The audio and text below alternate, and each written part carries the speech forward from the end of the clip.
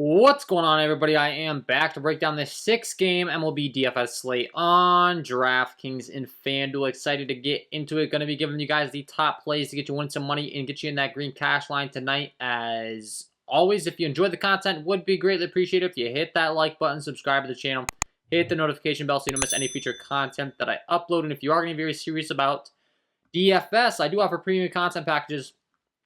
Patreon.com/KJK_DFS. That's linked below in the description. You can get access to all of my core plays, cheat sheet, top stacks, all of the above, the Discord, the exclusive live streams if you get the All-Star package, and more. So check that out if you are interested. And if you haven't checked out Super Draft, check them out. They are the sponsor of the program. Use that code KJKDFS to receive an instant match on your first $25 deposit today.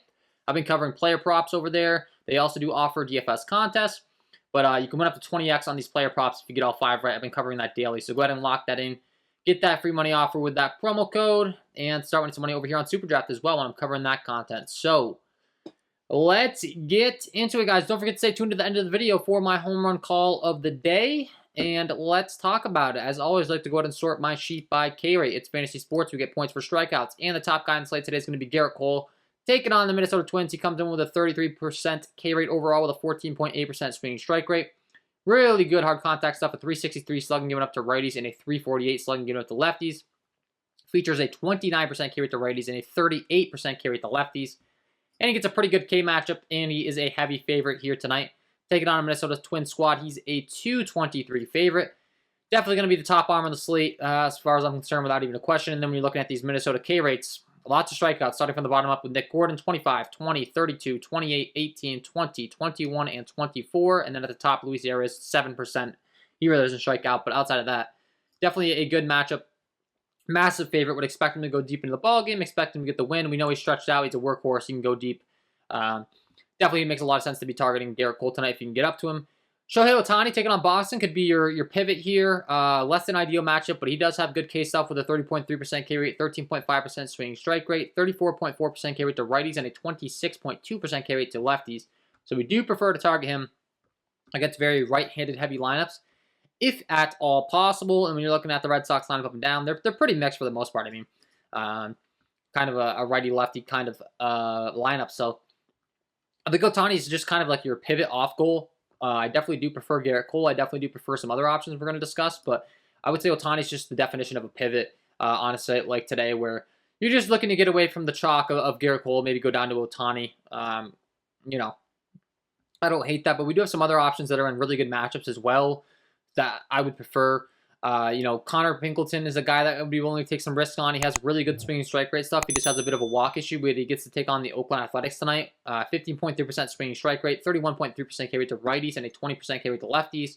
Has shown some really good swing and miss stuff. Like I said, it's just he's a little bit crazy, and the pitch count's not all the way up the highest. I mean, he got up to 91 last time out, though, 83, 87, 91. He's slowly building up. He got up to 90+. As far as I'm concerned, he stretched out enough to where if you need the salary relief, I mean, like he's in 7,100 on DraftKings, on FanDuel. Let's see what they've got him priced at. 77. So yeah, like on a site like FanDuel where you don't get penalized for the hits and all that stuff and the walks like you do on DraftKings, I think I have a lot more interest in him just because he does have the strikeout stuff. Could rack up a bunch of Ks if you need to get up to the elite bats. I think he's worth a punt play for sure. So he's someone that I'd be willing to explore against a weak Oakland A's team. He's a 184 favorite, expected to pick up the win. So I do think Pinkleton is definitely a viable option. Nick Pivetta is going to be a great option taking on an LA Angels squad that's been striking out a ton. Kind of below average stuff as far as the hard contact stuff, but he does have a 26.4% carry to righties and a 24.4% carry to lefties. So, I mean, targeting the Angels lineup that just lost Mike Trout, they've been striking out a ton as is. Mike Trout might be back in the lineup tonight, I guess, is the latest. I haven't seen anything. He's day-to-day. He's not in the lineup for the Red Sox. Day-to-day and maybe available off the bench was. So maybe Trout's back. Maybe Trout's back tonight, and if that's the case, then obviously he doesn't get the plus of not having Trout in there. But regardless, there's a ton of strikeouts in this lineup up and down, so Pivetta's certainly going to be a viable option, starting from the bottom up with Velasquez, 31, 31, 22, 30, 32, 21, 26, 28, and 28. Tons of strikeouts, man. Even Ohtani and Trout, even though they can match, they strike out quite a bit, man. They're pushing 30% strikeout rates. So for me, Pivetta is certainly a good tournament option on a slate like tonight. We have Max Fried taking on the Pittsburgh Pirates, which is one of the best matchups you could ask for. He's probably the last option that I'm really all that interested in. Maybe taking some punts on Jordan Lyles would be another guy as well, but for the most part, Max Fried's going to be the last guy I'm interested in. 23.2% carried overall, good hard contact stuff. Doesn't have the most elite K stuff, but really, really good hard contact stuff. Really good job limiting hard contact and not giving up too much as far as slugging and all that stuff. So, I mean, he's a guy that on DraftKings is a perfect candidate where you do get those points deducted for hits and walks given up and all that stuff. Taking on a Pittsburgh Pirate team. He's a massive 275 favorite. You know, there's two guys that are 200-plus favorites on the slate. It's Max Fried, it's Garrett Cole. If you want to pair them together on DraftKings, I certainly think that makes a lot of sense. That might be the chalk build, so that might kind of lead you to having similar roster construction as some other people on a slate like today, but is it worth it? Maybe. I mean, we're going to talk about the bats next. It just comes down to, you know, the opportunity costs. Is it worth going down to a Pilkington or a Lyles to get up to some bats on the slate? Not sure that it is when we have two really good pitchers that are 200 favorites. I mean, I think you could probably get different with your bats, get different elsewhere, but Max Fried, Garrett Cole, definitely going to be two of the top options on the slate for me, and definitely a lot of interest in those guys. So that's my overall breakdown as far as the pitching is concerned.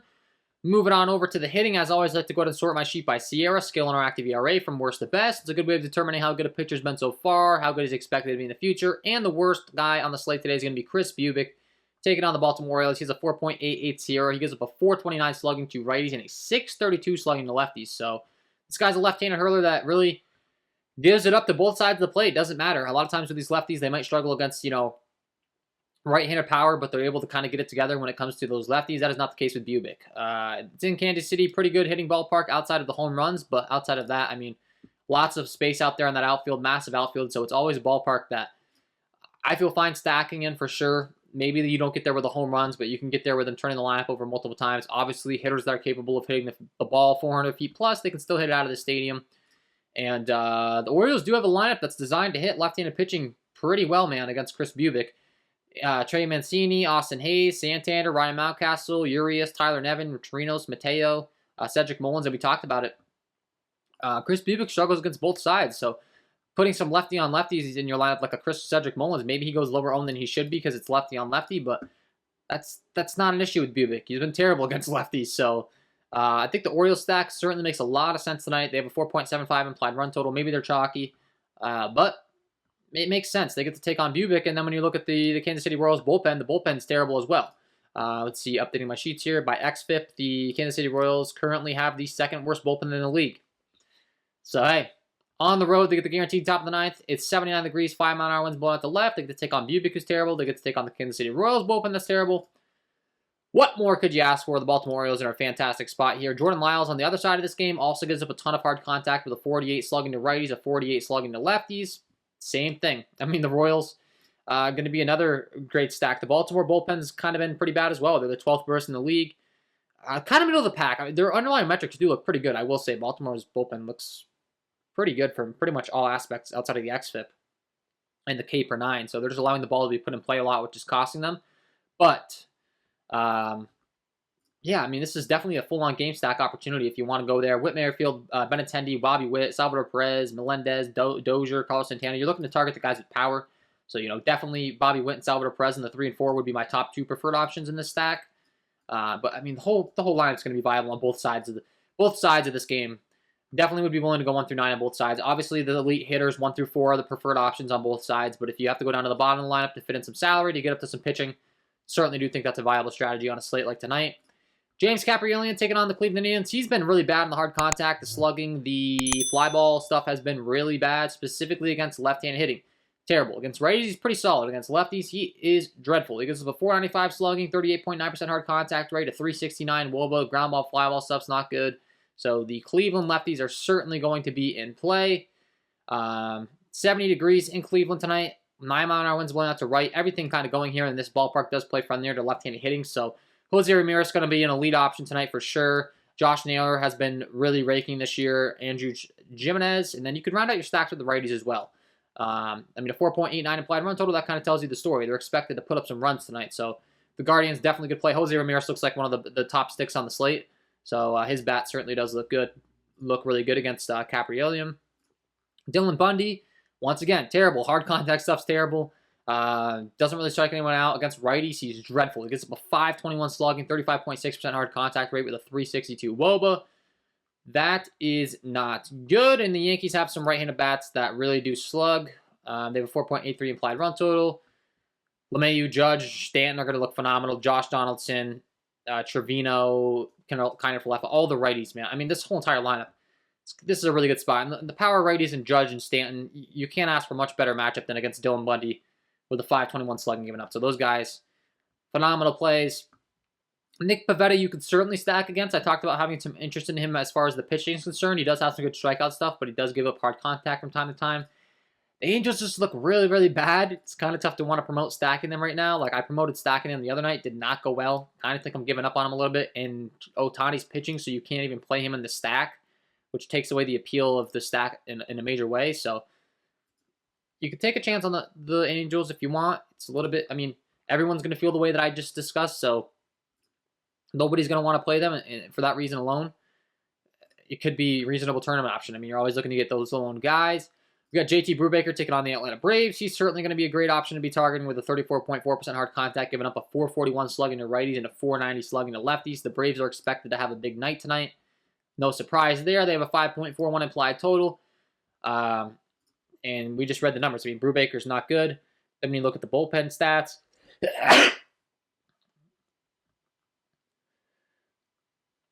as far as Pittsburgh is concerned, they are the 5th worst bullpen in the league. So Braves should have a big night at the dish tonight. Certainly have some interest in them. Acuna, Swanson, Riley, Olsen, Darno, Ozuna, Albies, Duvall. I mean, Duvall wouldn't be the 8-hitter in a lot of lineups. So this lineup's just loaded. So, I mean, going 1 through 9, once again, there's a lot of lineups on this slate that I feel comfortable going 1 through 9. And the Braves are certainly one of them. So stacking up on them. If you need to go down to the bottom of the order to get some more salary for your pitchers, you can.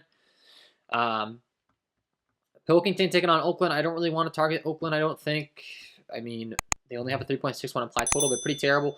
They do have some hitters that match left-handed pitching, but in the Ramon Laureano, Chad Pinder, Elvis Andrus, I mean, there's worse days to go to the A's, so if you really want to go there as a low-end option in tournaments, I would not call you crazy, but it's certainly not going to be my first option. And then Ohtani against lefties would probably be the sneakiest spot on the slate. I would definitely be willing to target like a Rafael Devers, a Verdugo in this Boston lineup. Ohtani has struggled more so against lefties. Franchi Cordero could probably get those guys low-owned because of the name value of Ohtani, and he has struggled against lefties. So that is my overall breakdown of this slate today, guys. Hopefully you enjoyed. If you did, hit that like button, subscribe to the channel, hit the notification bell so you don't miss any future content that I upload. You can check out the premium content packages, link below in the description. And if you haven't signed up for Super Draft, sponsor of the program, check them out. Use that promo code KJK DFS to receive an instant match on your first $25 deposit over there. Before I let you guys go, got to give you my home run call of the day. Let's get into it. And my home run call of the day today is going to be Josh Donaldson taking on Dylan Bundy. We had mentioned his reverse split issues against right-handed hitting. Dreadful numbers across the board. He gives up a 521 slugging to righties with a 35.6% hard contact rate, a 362 WOBA to go along with only a 22.8% K rate and a 40.9% fly ball rate. Then when you're looking at what he goes to as far as his repertoire is concerned, really reliant on the fastball, slider, sinker combination. He'll go to the fastball 28% of the time, the sinker 22% of the time, and the slider 35% of the time against those right-handed hitters. Against the fastball, you're looking at about a 90-92 mile-an-hour fastball, and Josh Donaldson features a 429 ISO with a 400 WOBA against that pitch. The slider, no issue either. Donaldson, a 200 ISO with a 334 WOBA. And lastly, the sinker, Donaldson can mash as well off right-handed pitching, a 284 ISO, 60% hard contact rate with a 458 WOBA. Get him in your lineups because he is my home run call of the day. So there we go, guys. Josh Donaldson, get him in your lineups. And that is all from me in this one. Hopefully you enjoyed. If you did, hit that like button, subscribe to the channel, hit the notification bell on your way out the door. Wishing you guys all the best of luck on your DFS entries tonight. And we will see you in the next one.